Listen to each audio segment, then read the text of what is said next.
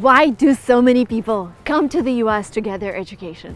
If we look at top 10 universities in the world, 8 of them will be here in the United States. Top researchers, professors work in American universities.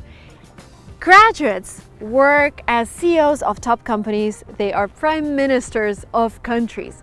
If you graduate from an American university as an international student, under certain conditions, you can stay here for up to 3 years to work. Also, there is an opportunity to get financial aid for your education, especially if you are doing a master's or a PhD. But for me, education in the US is being a part of this amazing community of talented people, studying with them, spending years of your life together with them. American University is not just a building, it's a small town with its own museum, church, stadium, labs. Let's walk around Stanford campus today and talk about education in the USA. I'm going to talk about how you can study here, what you need to do to get admitted, how you can get financial aid, and if you're an international student, how you can get a visa.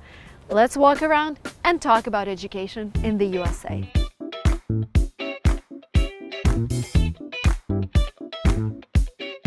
Let's talk about different levels of education in the US. So you can come here for your high school. But if you're an international student, I think it is better that you graduate from school in your own country, because if you graduate from a school here in the US, when you apply for university, they would actually look at your school ranking and your GPA, your average grade there. When you come from your own country, they can't really tell whether the school was challenging or not, so you have higher chances of getting admitted because you have higher chances of getting a perfect score back in your country. And another thing, if you come here for your high school, that means new curriculum, new environment, new language, and there might be a chance that your grades become lower. So ideally, if I were you, I would graduate from high school in my own country and then come here either for bachelor's. It typically takes about 4 years to earn a bachelor's degree. In your first 2 years of study, you will be required to take a wide variety of classes in different subjects, commonly known as prerequisite courses: literature, science, social sciences, arts, history, and so forth. This way, you can achieve general knowledge. To get admitted to a bachelor's program, you would need to take an SAT or ACT.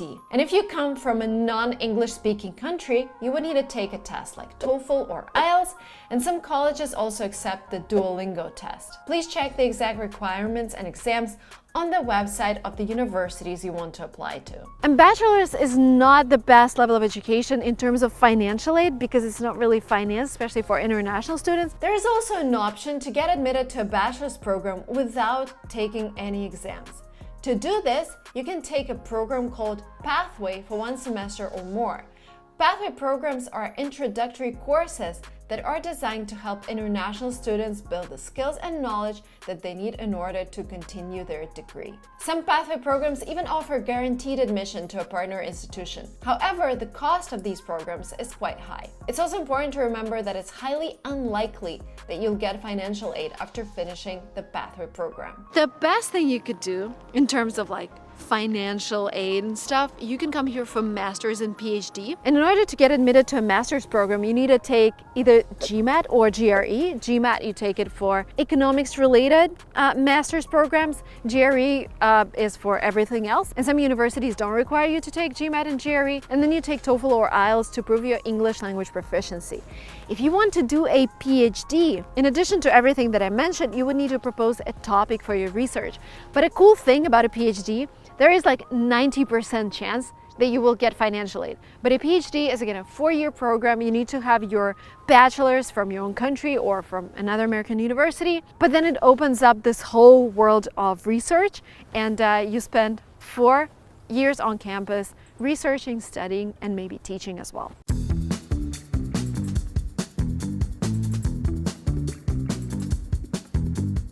Have you ever had this situation where you're kind of sure of what you want to study and what you want to be when you graduate, but somehow your schedule consists of subjects that you don't really need and you feel like you don't need. This doesn't really happen in the US. In the US, every student has an individual plan. So basically, in order to graduate, in order to receive your diploma, you need to have a certain amount of lectures and certain amount of seminars, which basically means that every student follows an individual curriculum. Another great thing about American education that I personally really like is that you can have major and minor. For example, I decided to do marketing, so my major is marketing, but I also want to understand the psychology of customers. So I go to the faculty of psychology and I take my minor in psychology. And this allows you to have this broad education in different spheres. Let's take a look at a few popular courses students take. Law. Legal education system in the US is one of the best in the world. Students can enroll in law specialties only after getting a bachelor's degree. Direct admission with a high school diploma is not possible. Economics. It can be finance, business administration, business analytics, accounting, business economics, etc. Psychology is a popular and widespread subject in the US. According to statistics, 4 in 10 American adults, 42%, have seen a counselor at some point in their lives. Environmental studies. Students study modern problems of ecology and learn about different approaches to solving them. Computer science and computer engineering. It is December right now, and I'm wearing a light jacket. As a person who doesn't like winter and doesn't like snow, I am so jealous because people get to study in this climate. I attended my university back in St. Petersburg, and my reality was waking up every morning and walking through snow. Some winters had a lot of snow, making my way to university. And if you're watching this and you're like, I am super excited about American education, but I don't see myself spending a year or two in the US studying, there's something I can recommend. The courses that my husband and I take maybe twice a year or even 3 times a year. It's called Stanford Continuing Studies. They have short courses. They're available online and offline. They cost like $300, maybe like $600. But you get the same professors, Stanford professors. You get amazing community of students. And the classes are one of the best. And I think if you compare them to other courses on the market, I took a course for $2,500. And it was worse than a $300 course at Stanford, just because Stanford has its brand and because they pay a lot of attention to the quality of their education. And you don't need to pass any tests. You just apply, pay, and you take the course. So highly recommended if you just want to get this taste of top American education. If you're determined to get bachelor's, master's, or PhD in an American university, but you don't know where to start, you don't know what your chances of getting financial aid are? At LinguaTrip, we have excellent specialists who know the answers to all your questions related to American education. If you're determined to change your life, I will leave an email in the description box below. You can reach out to my team and get your questions answered. If you want to study in the US, you need a student visa. And you might ask me, Marina, is it even possible to get a student visa right now? There are 2 things you need to remember. First of all, when you apply for a US student visa, the task of the US Embassy is to make sure that you are a genuine student and you're not using your education in order to just immigrate to the US, and that's it. So you need to prove that. First of all, you have applied for a good university or a good college, because sometimes people would apply to a low-ranking community college that doesn't cost a lot. And the question the embassy would ask is, why have you decided to pursue education at that institution instead of getting education in your own country? The second thing they're looking for is whether you have money to support yourself during your education. If you got full financial aid from a university, then there's like 99% chance, I guess, that you're gonna get a visa, so it's just a formality. But if you did not receive financial aid for your education, that means that you need to prove that you have enough funds to support yourself. The funds could either be yours from your employment, or you could have a sponsor, or maybe you've done some really good investments and this is what you're gonna use to support yourself. Another thing that they're looking for is proof that these funds are legal, that you haven't stolen money, that it is not like a weird loan. So you or your sponsor would need to show a bank statement where you have your salary or again, your dividends from your investments. And another thing, because we're in this weird era of countries and embassies closing. You need to check whether US embassy is open in your country. But what we've seen at LinguaTrip, when we help our students get a visa, we see that actually you can travel to another country where the embassy is open and apply for your visa there. And again, if you're a genuine student, if you applied for a good university, there shouldn't be a problem. And another thing to remember is that if you apply to study in the US just after you graduate from your school or university, this looks logical, like you're continuing your education. But if there has been a 10-year gap between your previous education and whatever you're doing now, and you're willing to travel with your family, there could be more questions. Again, the embassy is always willing to know whether you're a genuine student or you're just using this education to immigrate. So you would need to prove that you are indeed a student who's willing to study in the US.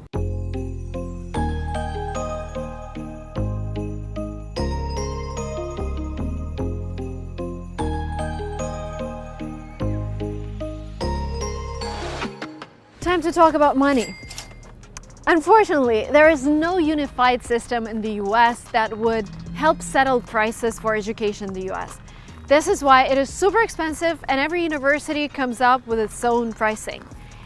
And you not only have to pay tuition, you also have to pay for your accommodation, health insurance, books. If you're using a lab, there is an additional fee. Stanford came up with this table that shows how much it costs to study and live here at Stanford. But you also have to note that Stanford is one of the most, if not the most expensive university in the country.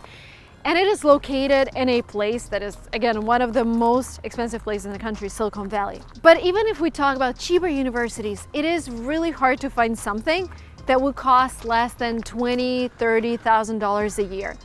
This is why a lot of international students who are seeking quality education in the US are also looking for different types of financial aid. Back in 2015, I was able to get full financial aid from Johns Hopkins University and University of Florida, but I decided to pursue my entrepreneurial career, so we moved to Silicon Valley to build a startup. But let's dig deeper into what kinds of financial aid you can get as an international student in the US. The first type of financial aid is a grant. This is usually a one-time payment from the university to help students cover their expenses.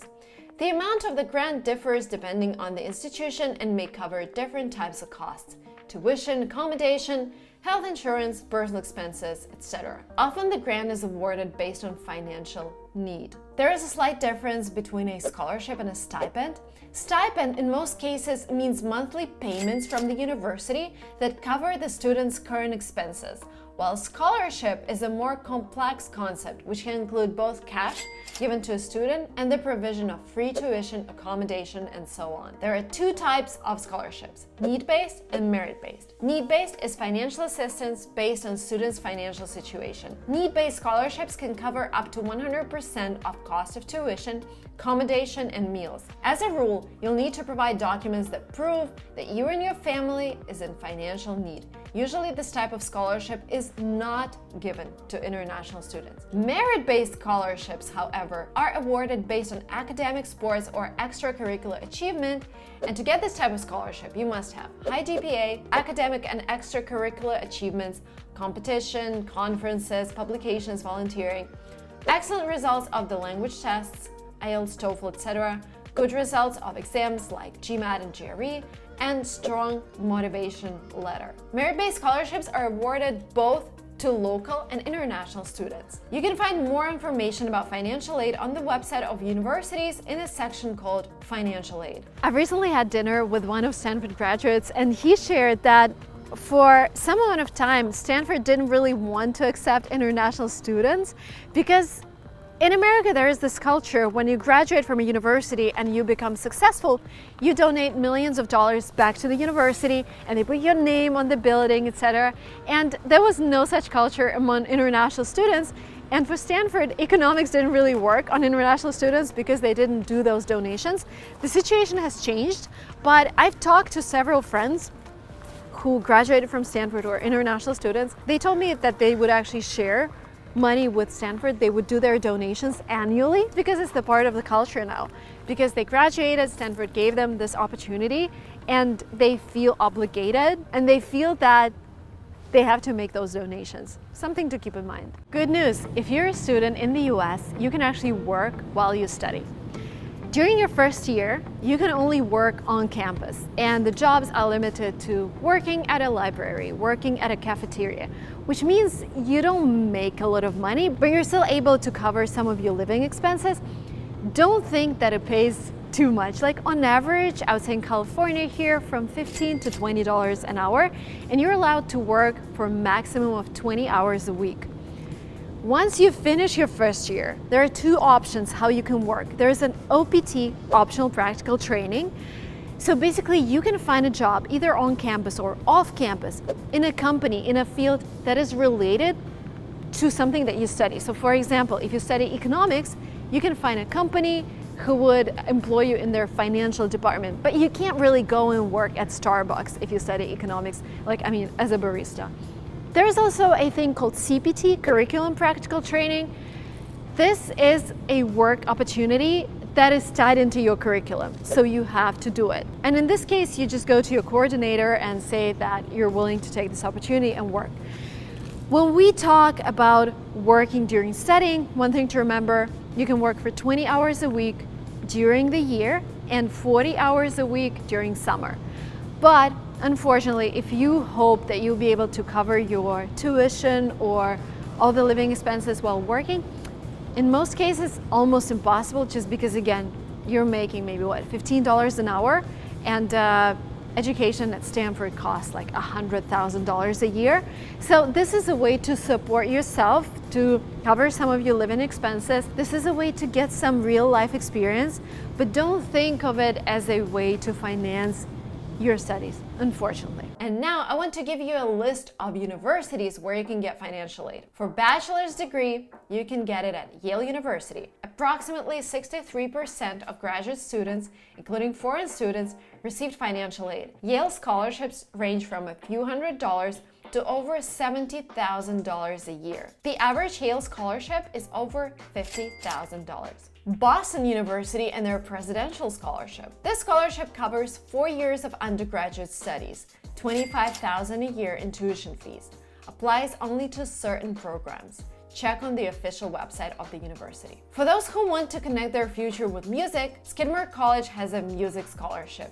This scholarship is awarded annually through competition to a minimum of 4 gifted musicians, $15,000 a year for 4 years. Master's programs. Stanford University is offering 100 fully funded Knight Hennessy scholarships to international students from around the world to study in a variety of programs. This program is included in the best scholarship programs in the world. Harvard University.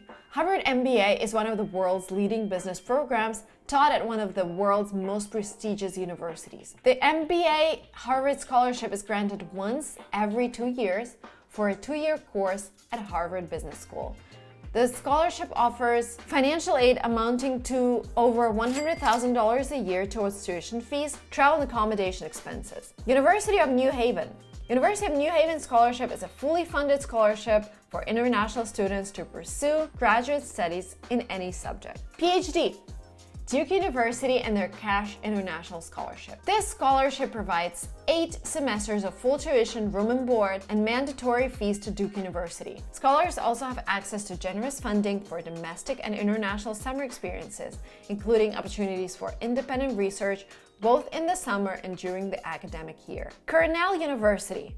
A fellowship provides financial support to graduate students to pursue graduate studies without associated teaching or research responsibilities. Fellowships are generally merit-based internal or external awards to support a student in a full-time course of study.